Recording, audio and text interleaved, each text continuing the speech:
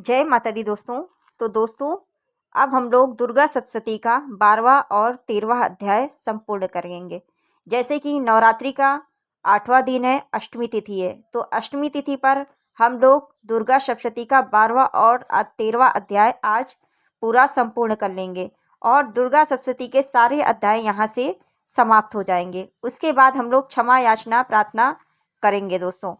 तो दोस्तों, यहाँ पर आप सभी से एक छोटी सी रिक्वेस्ट है दोस्तों, चैनल को ज़रूर से ज़रूर सब्सक्राइब कर लीजिएगा। और जो हमारी 8वीं दुर्गा शक्ति हैं वो है महागौरी। महासुर दुर्गम को मारने के कारण इन्हें ही दुर्गा कहा जाता है। यानी महागौरी और दुर्गा को एक ही मानते हैं, जबकि दोनों के स्वरूप वर्णन में अंतर मिलता है। शुंभ निशुंभ के वध से पूर्व इन्होंने भगवान शिव ने कहा, हे प्रभु, आप ही समस्त शक्तियाँ मेरे अंतस में हैं। आप मुझे ऐसी शक्ति प्रदान करें जिससे शुंभ निशुंभ का वध हो सके और देवों को दानवों के कष्टों से मुक्ति मिले। असुरों का वध करती हुई कभी स्वर्ण वर्णा हो जाती हैं तो कभी कृष्ण वर्णा। कृष्ण वर्णा देवी पर जब शिवजी ने गंगा जल छिड़का तो वे महागौरी बन गई, इसीलिए इन्हें महागौरी कहा जाता है। तो महागौरी मतलब दुर्गा माता को ही कहा जाता है दोस्तों। तो चलिए अब दोस्तों हम लोग शुरुआत कर लेते हैं 12वें अध्याय की। प्रेम से बोलो जय माता दी दोस्तों।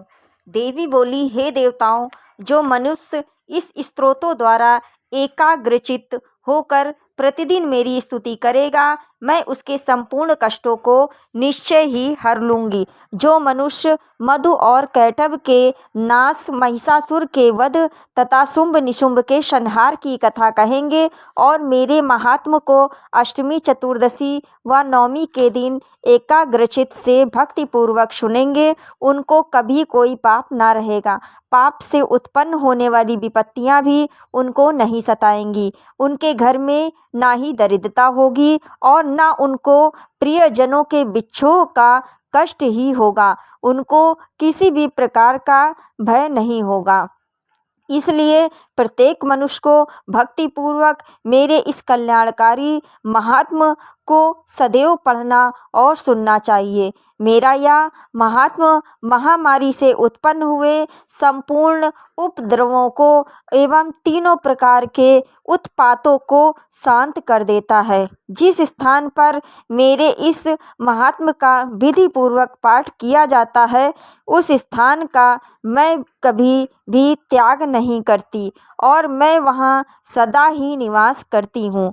बलिदान, पूजा, होम तथा महोत्सवों में मेरे इस चरित्र का पाठ करना चाहिए और इसे सुनना चाहिए। ऐसा हवन या पूजन मनुष्य चाहे विधि विधान को जानकर करे या बिना जाने करे, मैं उसे तुरंत संघर्ष ग्रहण कर लेती हूँ। शरद काल में प्रत्येक वर्ष जो महापूजा की जाती है, उसमें मनुष्य भक्तिपूर्वक मेरे इस महात्म्य को सुनकर सब विपत्तियों से मुक्त हो जाता है और धन धान्य पुत्रादि से संपन्न हो जाता है। मेरे इस महात्म्य, मेरे प्रादुर्भाव की कथाओं और युद्ध में मेरे पराक्रम को सुनकर मनुष्य निर्भय हो जाता है। महात्म्य सुनने वालों के शत्रु नष्ट हो जाते हैं तथा उन्हें कल्याण की प्राप्ति होती है। उनका कुल आनंदित रहता है, सब कष्ट शांत हो जाते हैं तथा बुरे स्वप्न दिखाई देना और ग्रह पीड़ा इत्यादि सभी पीड़ाएं मिट जाती हैं। बाल ग्रहों से ग्रसित बालकों के लिए मेरा यह महात्म्य परम शांति देने वाला है। मनुष्यों के संगठन में फूट पड़ने पर यह अच्छी तरह मित्रता करवाने वाला है। इसके पाठ मात्र से असुर और भूत पिशाचों का नाश हो जाता है। मेरा यह महात्म्य मनुष्यों को मेरी निकटता की प्राप्ति करवाने वाला है। पशु, पुष्प, अर्ध, धूप, दीप, गंध आदि उत्तम सामग्रियों द्वारा पूजन करने, ब्राह्मणों को भोजन कराने, हवन कराने, प्रतिदिन अभिषेक करने, नाना प्रकार के भोगों का अर्पण करने और दान करने आदि के द्वारा 1 वर्ष तक जो मेरी आराधना की जाती है और उसमें मैं जितनी प्रसन्न हो जाती हूँ, इस चरित्र के एक बार सुनने से भी मैं उतनी ही प्रसन्न होती हूँ। यह महात्म्य सुनने पर पापों को हर लेता है तथा आरोग्य प्रदान करता है। मेरे प्रादुर्भाव का कीर्तन दुष्ट प्राणियों से रक्षा करने वाला है। युद्ध विषयक चरित्र दुष्ट राक्षसों का संहार करने वाला है और इसके सुनने से मनुष्य को शत्रुओं का भय नहीं रहता। हे देवताओं, तुमने व महर्षियों ने जो मेरी स्तुति की है वह मनुष्यों को कल्याणकारी बुद्धि प्रदान करने वाली है। वन में निर्जन स्थान पर अथवा दावानल से घिर जाने पर, वन लिटोरों में घिरा हुआ होने पर या शत्रुओं द्वारा पकड़े जाने पर, जंगल में सिंहों, व्याघ्रों तथा जंगली हाथियों द्वारा पीछा करने पर, राजा के क्रुद्ध हो जाने पर, मारे जाने या बंदी बनाए जाने का भय होने पर, समुद्र में भारी तूफान के कारण नाव के डगमगाने पर, भयंकर युद्ध में फंसा होने पर, किसी भी प्रकार की वेदना से पीड़ित तथा घोर बाधाओं से दुखी होने पर मनुष्य जो मेरे इस चरित्र का स्मरण करता है वह संकट से मुक्त हो जाता है। मेरे प्रभाव से सिंह, लुटेरे या शत्रु आदि दूर भाग जाते हैं और निकट नहीं आते हैं। महर्षि ने कहा, प्रचंड पराक्रम वाली भगवती चंडिका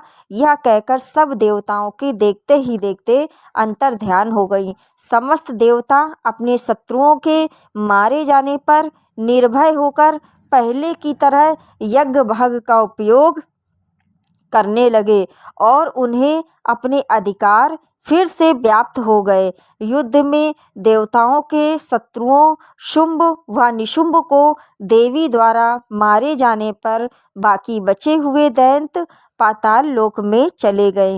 ये राजन, इस प्रकार भगवती अंबिका नित्य होती हुई भी बार बार प्रकट होकर इस संसार की रक्षा करती हैं, इसको मोहित करती हैं और जन्म देती हैं। वे ही प्रार्थना करने पर संतुष्ट होकर विज्ञान व स्मृति प्रदान करती हैं। हे राजन, भगवती महाकाली ही महाप्रलय के समय महामारी का रूप धारण करती हैं और वे ही संपूर्ण ब्रह्मांड में व्याप्त हैं।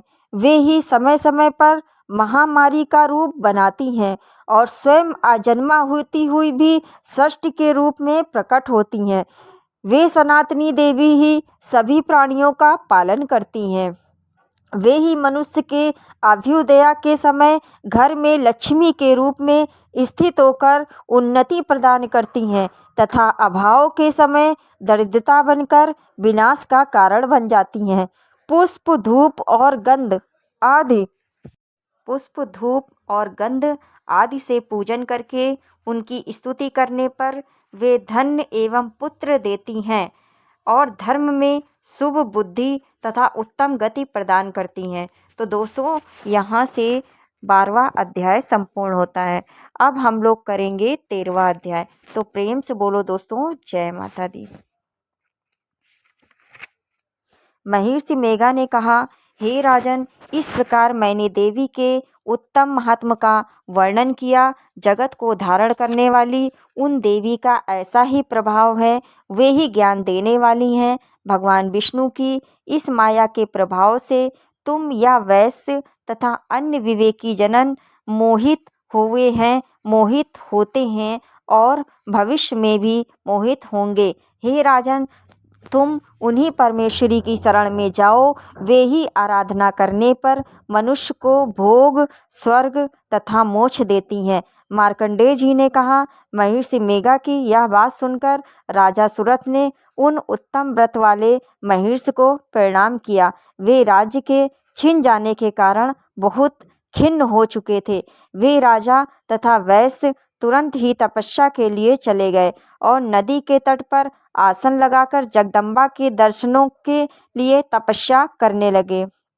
दोनों नदी के तट पर देवी की मिट्टी की मूर्ति बनाकर पुष्प, धूप, दीप, हवन आदि के द्वारा उनकी आराधना में लीन हो गए। पहले उन्होंने आहार को धीरे धीरे कम किया, फिर बिल्कुल निराहार रहकर एकाग्रचित्त से भगवती का चिंतन करने लगे। वे दोनों अपने शरीर के रक्त से देवी को बलि देते हुए 3 वर्ष तक निरंतर आराधना करते रहे।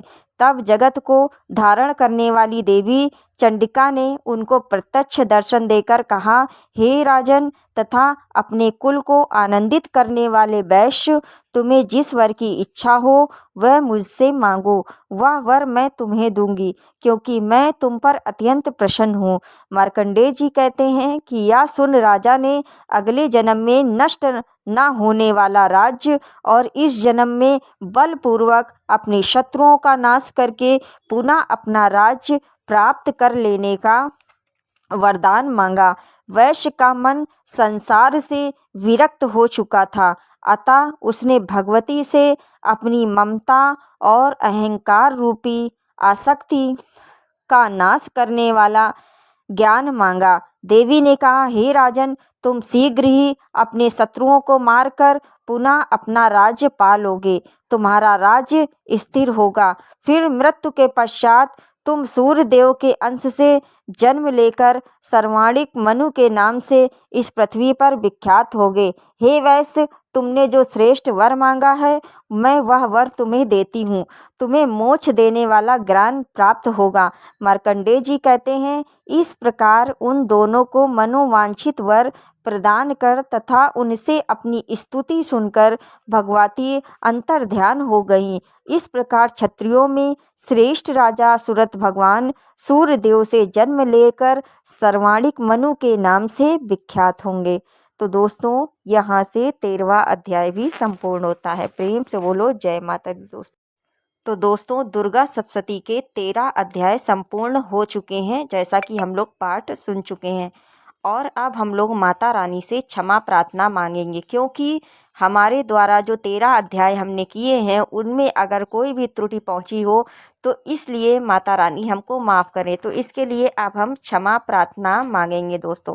तो चलिए क्षमा प्रार्थना कर लेते हैं। तो प्रेम से बोलिए जय माता दी दोस्तों। हे परमेश्वरी, मुझसे रात दिन सहस्त्रों अपराध होते रहते हैं, अतः आप मुझे अपना दास समझकर कृपा पूर्वक मेरे उन अपराधों को क्षमा करो। हे परमेश्वरी, ना तो मैं आह्वान करना जानता हूँ, ना ही मैं विसर्जन करना जानता हूँ, और ना ही मैं पूजा करने का विधान ही जानता हूँ। हे परमेश्वरी, मुझे क्षमा करो। हे सुरेश्वरी, मैंने जो मंत्रहीन, क्रियाहीन और भक्तिहीन पूजन किया है वह सब आपकी कृपा से पूर्ण हो। सैकड़ों अपराध करके भी जो भक्त आपकी शरण में आकर केवल जगदम्बे कहकर पुकारता है, वह उस दुर्लभ गति मोक्ष को प्राप्त करता है जिसे ब्रह्मादि देवगण भी पाने में असमर्थ होते हैं। हे जगदम्बिके, मैं अपराधी हूँ, किंतु आपकी शरण में आया हूँ। इस समय मैं दया का पात्र हूँ, तुम जो चाहो करो। हे देवी, हे परमेश्वरी, अज्ञानवश या बुद्धि भ्रम होने के कारण भूल से जो कुछ भी मैंने कम या अधिक कर दिया हो वह सब क्षमा कर प्रसन्न हो। हे जगन्माता कामेश्वरी, हे सच्चिदानंद स्वरूपणी परमेश्वरी, आप प्रेम पूर्वक मेरी यह पूजा स्वीकार करो और मुझ पर प्रसन्न हो। हे सुरेश्वरी, आप गोपनीय से भी गोपनीय वस्तु की रक्षा करने वाली हो। आप मेरे द्वारा किए गए इस जप को ग्रहण करके मेरे सभी अपराध क्षमा करो। हे देवी, हे महेश्वरी, आपकी कृपा से मुझे सिद्धि प्राप्त हो। तो दोस्तों, यहाँ मैंने क्षमा प्रार्थना मैं माता से कर लिया है। आप लोग भी माता से क्षमा याचना प्रार्थना कर लीजिए, ताकि जितने भी हमने 13 अध्याय किए हैं उनका हमें पूर्ण फल मिल सके दोस्तों। तो दोस्तों, अब हम यहीं करेंगे वीडियो का एंड। वीडियो थोड़ा भी पसंद आया हो तो प्लीज़ एक लाइक मार दीजिएगा, और चैनल पर पहली बार आए हैं, अभी तक आपने सब्सक्राइब नहीं किया है, तो आप सभी से एक छोटी सी रिक्वेस्ट है दोस्तों, चैनल को ज़रूर से ज़रूर सब्सक्राइब कर लीजिएगा। कमेंट में जय माता दी लिखना बिल्कुल मत भूलना दोस्तों। चलिए दोस्तों, मिलते हैं नेक्स्ट वीडियो में। Okay and bye bye.